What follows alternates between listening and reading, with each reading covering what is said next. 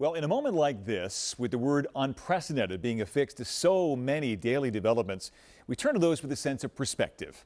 Few here have that more than Ed Rendell. The iconic lawmaker served as Philadelphia mayor, Pennsylvania governor, and chair of the Democratic National Party. His phone, as you might guess, has been ringing quite a bit in the last 24 hours, but he graciously answered our call to come in and talk about these historic times. What is your sense of what the party has to do right now to seize on this moment and to reverse the political reality that forced Joe Biden out of this race to begin with? Well, I think if Joe Biden was 65, he would have sailed to re-election. Well, I think they're doing it. I know there were some people who wanted a contest for who would be the replacement on the ticket, but a contest would have been very difficult to do in 5 weeks, and it would have opened up some divisions. I think what's happening by natural force is everyone's rallying around the vice president. I think one of the things that anybody who knows you and who's observed your political career would say is that you are obviously a politician, but you are also a realist. You often say it exactly as it is without any sugarcoating. In that vein, is Kamala Harris the answer for this party at this time? I think she's the best answer we have. And we're running against a guy who's manifestly unpopular because everyone knows he's a thug. He's a thug. It's all he knows. He was going to make a unifying speech that lasted for 20 minutes. And I think we can beat him.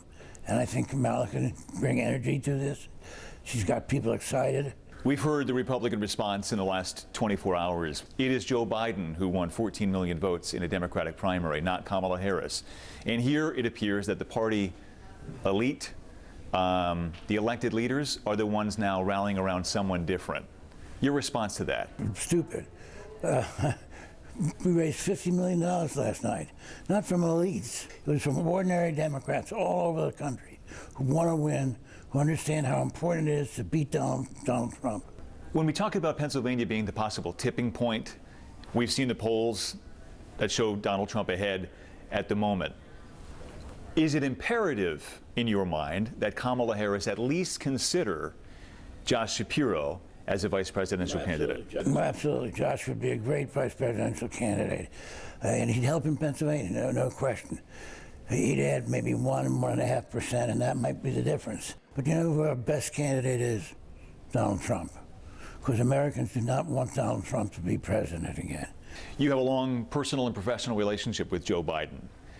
What's your sense personally of the moment and the weight that he must have felt in making this very personal decision? It must have been tremendous pressure. Look, once you're a leader, I mean, I would have been governor or mayor forever if I could have, because I believed I was doing good. And so it's hard to walk away from that. And I know what Joe was going through. He believed he could win. If we go on to win and capture the White House, Joe Biden will be a tremendous hero.